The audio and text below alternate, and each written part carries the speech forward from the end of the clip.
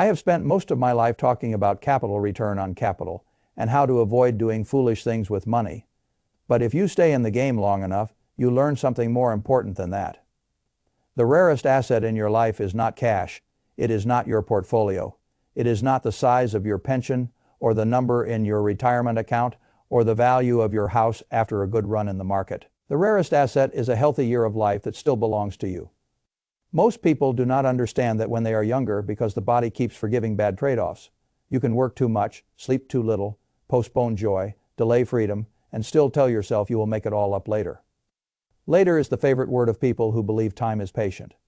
Time is not patient. That is why I want to talk to the person who is moving toward the end of a long career and still saying the same dangerous sentence I have heard in 100 different forms.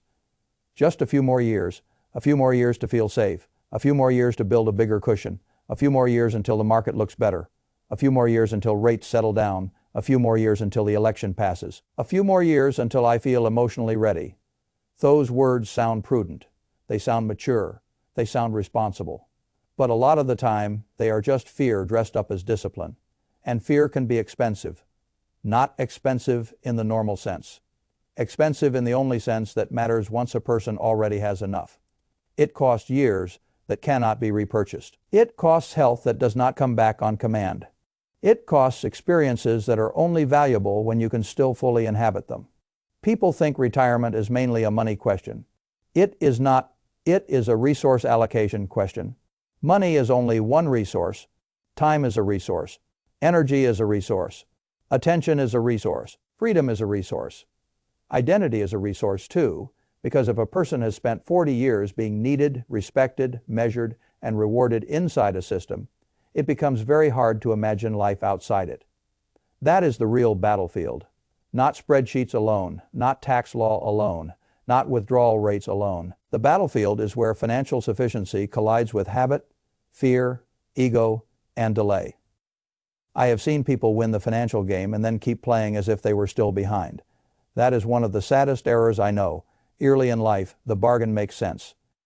You trade time and energy for money because you need to build a base. You do not have much capital yet.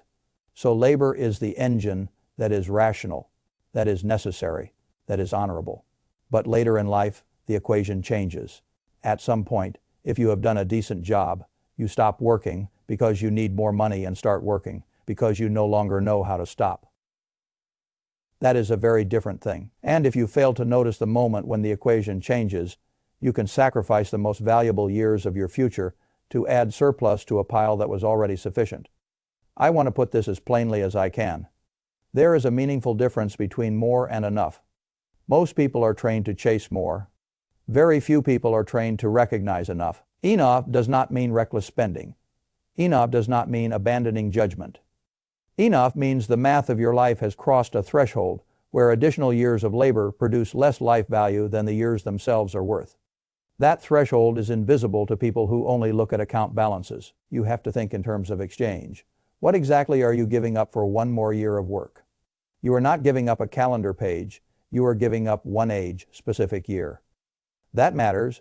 A healthy 59-year-old year is not interchangeable with a 67-year-old year. A strong 60-year-old year is not interchangeable with a 74-year-old year. You may still be alive later, and I hope you are, but later is not the same product. Walking through a city all day taking grandchildren on a trip and keeping up with them. Spending a month abroad without fatigue, turning every small pleasure into logistics. Starting a second act that demands real energy, building a daily life around curiosity instead of deadlines. All of those things have a physical and mental window attached to them. The window does not slam shut all at once. It narrows gradually, then suddenly. That is why so many people misprice the years right before traditional retirement age. They treat those years as ordinary earning years, when in fact they may be the highest quality freedom years they will ever own. I have known many people who were terrified of drawing from savings. That fear is understandable. When a person has spent decades watching the number rise, living off the portfolio can feel like injury. It can feel like failure. It can feel like cannibalizing the machine. But that thinking misses the point of the machine. The purpose of savings was never to become a museum piece that sits untouched while your life runs out. The purpose was to buy options. The purpose was to convert labor into future freedom. The purpose was to let your past discipline pay for your present autonomy. If you save for 30 years and still refuse to let the money do its job, then the money is not serving you. You are still serving it. That is backward. A lot of intelligent people get trapped right there. They tell themselves they are being conservative, but often what they are actually doing is worshiping a number. And a number, unlike a year of living, has no independent value. Its value comes entirely from what it allows you to do, avoid, experience, protect, or become. If it never gets used for any of those things, then it has succeeded mathematically while failing practically. Now let me move to another mistake that keeps people chained to work longer than necessary. They believe retirement should be timed to the financial climate. They say the market is uncertain. They say rates might improve. They say inflation is uncomfortable. They say we should wait for a better entry point into retirement. That way of thinking sounds rational because investors are trained to respect conditions, but retirement is not supposed to be built on a forecast that must come true. It should be built on a structure that can survive changing conditions. Good businesses adapt. Good portfolios adapt. Good spending policies adapt. Good retirement plans adapt. If the entire success of your retirement depends on perfect timing, then you do not have a retirement plan. You have a hope disguised as a plan. I never liked systems that require precision from the future. I prefer systems with margin. The person who can retire well is not the one who guessed the next 12 months correctly. It is the one who designed a life that still works if the next 12 months are messy. That means flexibility in spending. That means sensible asset allocation. That means a tax-aware withdrawal sequence. That means enough liquidity to prevent foolish selling. That means understanding which expenses are fixed, which are optional, and which can be reduced if markets misbehave for a while. Once you think that way, current headlines lose their power. Rates will move, markets will correct, politicians will shout, television will invent urgency every day of the week. None of that should be allowed to steal 5 healthy years from a person whose fundamentals are already sound. And now we come to a number that has caused a great deal of confusion and unnecessary delay. Age 59 and a half, people talk about it casually, but it matters because the rules around retirement accounts change. Before that point, tapping certain tax-advantaged accounts can trigger penalties that make the capital expensive to access. After that point, a door opens. Suddenly, a large portion of what looked fenced off becomes available without that extra penalty burden. Fay Turn 0 File 1, Fay L13 L18 Fay. That technical change is more important psychologically than most people realize. A person can spend years feeling trapped because the money exists but seems untouchable. Then one legal threshold passes and the architecture of choice changes. I am not saying everyone should retire the minute they cross that birthday. I am saying many people fail to reassess their life when that birthday arrives. They keep operating on the old internal script. Keep working, keep accumulating, keep waiting, keep postponing the life that the money was built to support. At the same time, another popular script is doing damage. It is the rigid interpretation of safe withdrawal rules. A lot of people have been taught that retirement is only safe if they can confine spending to a highly conservative percentage of assets. The famous version of this idea became a cultural commandment. People heard one number and turned it into a moral law. The result is that many workers conclude they must keep laboring until they reach a balance so high that it protects them not only from reasonable uncertainty, but from almost every imaginable discomfort. Fay Turn 0 File 1 Fatal 19L36. Fay. I understand the appeal of that mindset. Safety feels virtuous, but it can become too expensive. If your rule is so conservative that it routinely leaves people dying with far more than they needed while they sacrifice strong years to get there, then the rule is not neutral. It has a hidden cost. And that hidden cost is life itself. One of the source documents made this point powerfully by arguing that many retirees end with double or even triple what they started with, not because they were brilliant, but because they spent far less than their assets could likely support. Fay Turn 0 File 1, Fay L37, L56. Fay. I am not interested in encouraging recklessness. I am interested in exposing false precision. There is a difference. The false precision says you must work until the number is so large that almost no adversity can disturb it. Wisdom says you should understand probabilities, remain flexible, and avoid overpaying for certainty.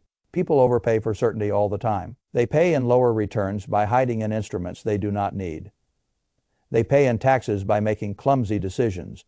They pay in lifestyle by never permitting themselves to spend.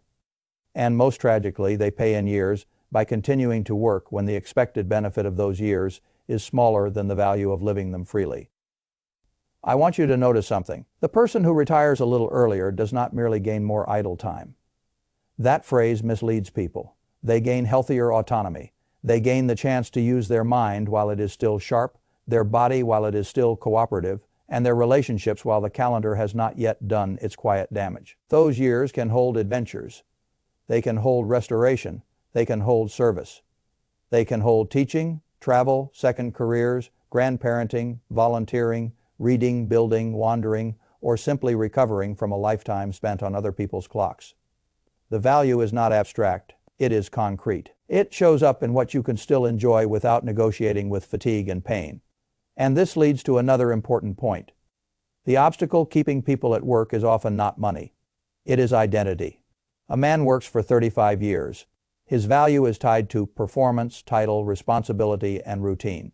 He wakes at a certain hour. People need him. Problems come toward him, he solves them. Compensation confirms relevance. Repetition becomes selfhood. Now remove the job. What remains? That question frightens people more than they admit. They are not always worried about poverty. They are worried about emptiness. They are worried they will lose structure. They are worried they will drift. They are worried that if nobody needs them at 9 in the morning, then perhaps they matter less. This is one reason financially ready people continue working. They are trying to solve a psychological problem with a paycheck. That never works for long. You cannot build a meaningful retirement by accidentally falling into one after exhaustion forces the decision. You have to build it deliberately. That means thinking ahead about purpose, not abstract purpose, real purpose. What will fill the days? What kind of work? If any, do you still want to do when money is no longer the driver? Who do you want to spend time with? Where do you want to live day to day? What kind of obligations are you relieved to leave behind? And which responsibilities would still make you feel useful? What forms of contribution fit the next chapter better than the last one? The people who transition well are not the ones who merely hit a target number. They are the ones who replace one structure with another. Not a prison with another prison, a chosen structure. A life with rhythm, meaning movement and room. The absence of planning on that front causes many bad decisions. Some delay retirement because they have no idea what they are retiring into. Others retire blindly and then feel disoriented because they only plan the funding, not the living. The best outcome comes when both sides are prepared. First side, the number. Second side, the life. Ignore either one and you make the other side harder. Now I want to go back to health. Because people consistently underestimate the timing risk of the body. We all know intellectually that we will not be healthy forever. But we treat that truth like weather in another country, interesting but not immediate. Human beings project current capability into the future, as if continuity were guaranteed. If I feel strong at 56, I imagine strength at 66. If my mind feels clear now, I imagine similar clarity later. If my knees still work, I quietly believe they will keep working when the time comes to enjoy freedom. Maybe they will. Maybe they will not. One of the documents points to research suggesting that the body does not simply age at a smooth, polite pace. There are periods where change accelerates, including around the early 60s. Fe filosite Fe turn 0, file 1 Fe L5. L12 Fe you do not need that specific study to understand the deeper point. Health risk is lumpy. It can sit quietly, then reprice your future very fast. That is why each additional year of work near the end of a career should be analyzed more carefully than each year near the beginning. The risk is asymmetric. When you are 32, working one more year rarely destroys anything irreplaceable. When you are 61, one more year can cost a disproportionate share of the best remaining freedom you possess. That is not drama. That is arithmetic. And it is arithmetic most people refuse to do. They count money carefully and time carelessly. They should reverse that. Money can compound. Years cannot. That principle alone would save many people from an unnecessarily cramped final act. Another thing I have noticed is that many workers confuse motion with prudence. As long as they are still earning, they feel safe. As long as they are still accumulating, they feel disciplined. As long as they are delaying, they feel protected. but motion is not safety. Sometimes motion is avoidance. Sometimes it is emotional inertia. Sometimes it is the inability to declare victory, because doing so would force a confrontation with the next stage of life. I have sympathy for that. A long career builds habits that are hard to unwind. But sympathy should not become surrender. At some point, a person has to ask a hard question. If I am already financially adequate, what exactly am I still trying to buy? Not what story am I telling? What am I actually buying? Is it real security or just a thicker blanket over a fear that has no natural endpoint? Because fear has no finish line. Give fear 1 more million and it asks for another. Give fear 1 more year and it asks for 2. Fear does not retire you. Clarity does. So what would clarity look like? First rule, define enough with honesty. That means estimating what your life actually costs, not what anxiety whispers it might cost in every worst case at once. Second rule, separate fixed needs from flexible wants. A retirement plan becomes stronger the moment you stop pretending every future expense is non-negotiable. Third rule, understand the accounts you own and the ages at which they become easier and more efficient to use. You do not want to delay a good life simply because you never re-examined old assumptions about access, taxes, and penalties. Build flexibility into withdrawals rather than worshiping a rigid formula that ignores common sense. Spending is not a single permanent decree. It can move. Fifth rule, plan the life, not just the funding. A person with no reason to leave bed at 8 in the morning will not be rescued by a larger brokerage account. Sixth rule, respect the narrowing window of health. Do not make the mistake of pricing years as if they were identical inventory. Seventh rule, stop waiting for headlines to feel reassuring. Headlines are not designed to reassure you. They are designed to monetize your attention. If you live by them, you will postpone freedom indefinitely. I know what some people will say. What if I retire and regret it? It is a fair question, but listen carefully to the pattern that appears over and over in real life. Plenty of people regret waiting too long. Very few regret reclaiming healthy years once they had a sound plan. That pattern appears for a reason. The pain of working too long is discovered late, when recovery is impossible. The fear of retiring a bit earlier is usually discovered early, when adjustments are still possible. That difference matters. A slightly early retirement with flexibility can be revised. A badly delayed retirement cannot restore vanished time. This is why the comparison is not symmetrical. One error is correctable. The other is permanent. That should shape how you think. There is also a cultural problem here. Society praises endless work more reliably than it praises well-timed freedom. A person who keeps grinding into later life is called disciplined, driven, tireless, admirable. A person who steps away once enough is sometimes treated as if they lost ambition. I reject that standard.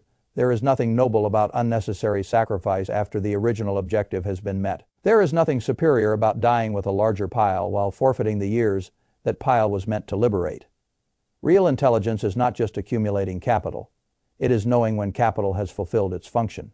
That is a subtler skill, and because it is subtler, fewer people master it. What would I do if I were evaluating this transition in practical terms? I would start with a comprehensive financial review, but not the fake kind where you only admire net worth. I would look at income sources, taxes, timing, health insurance gaps, portfolio flexibility, expected spending, optional spending, and the order in which different assets might sensibly be used. One of the source documents emphasizes that retirement readiness requires more than checking a balance. It requires knowing where income will come from, how health coverage works before Medicare, and how spending aligns with the life you actually intend to live. Fay Filosite, Fay Turn 0, File 0, Fay L117, L134 Fay. Then I would examine the emotional architecture of daily life. What will the morning look like? What obligations disappear? Which ones remain by choice? What unfinished curiosity deserves space? What relationships improve when time pressure declines? What physical activities matter enough that they should be enjoyed while the body still grants easy access to them? I would also ask whether some of what you call retirement needs to be binary at all. Many people think in crude categories, working or not working, full speed or full stop. That is unnecessary. Sometimes the intelligent move is not eternal employment or abrupt disappearance. Sometimes it is partial consulting, board work, seasonal work, volunteer leadership, or self-directed projects that preserve purpose without consuming the premium hours of your life. Again, this is why retirement is not really about stopping. It is about regaining agency. Agency means deciding how your time is used rather than renting most of it away by default. I do not want people to misunderstand me. I am not arguing that everyone should leave work as early as humanly possible. Some people genuinely love their work. Some are doing work that is stimulating, flexible, social, and deeply tied to meaning. Some need more runway because the numbers are not yet honest. Some have family obligations that change the equation. I respect all of that. The argument is narrower and stronger. Do not continue working past sufficiency merely because you have failed to revalue time. Do not keep obeying a strategy designed for accumulation after the accumulation problem has already been solved. Do not let rigid rules, market theater, vague fear, or identity inertia steal the years that belong on the enjoyment side of the ledger. That is the whole case. Simple, but not easy. You have one life, and the final third of it contains a trap. The trap is this. By the time you finally have enough money to buy freedom, you have become so accustomed to postponing freedom that you no longer know how to claim it. That is why some people work until their body decides for them.